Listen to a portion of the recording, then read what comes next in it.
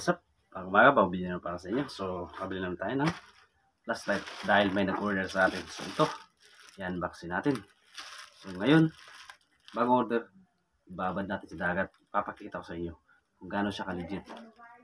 So, let's start to unboxing muna.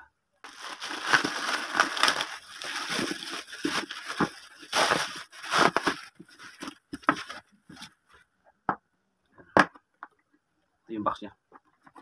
So, pag bumili kayo nito, meron ng box, merong flashlight, tsaka dalawang battery, all-in-one, 4-in-1 o 3-in-1, meron din charger.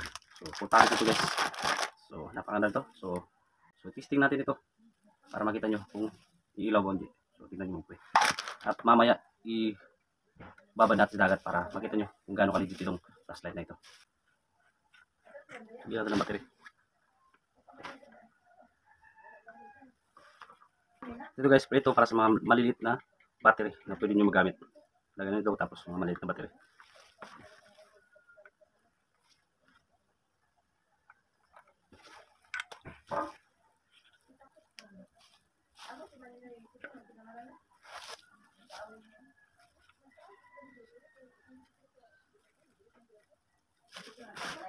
Guys, let's start the moment of truth. Alright? Yan. First, second, napaganda pag dapat mo sa cellphone, no? And third, yan, pilap-pilap. So, first, second, and third. So, meron siyang tatlong pailaw guys. So, ito, tignan nyo.